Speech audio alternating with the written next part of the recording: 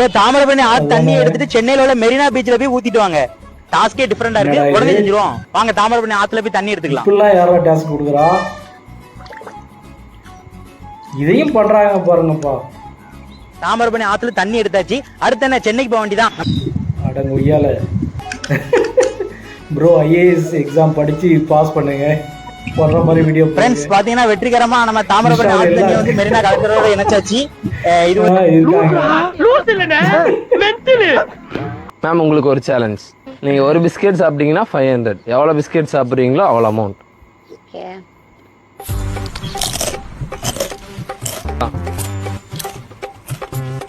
500 எடுத்துக்கோங்க. இன்னொரு பிஸ்கெட் எடுங்க. யார் என்ன கொடுத்தாலும் திங்க வேண்டியது. படுத்திருக்கா பாரு.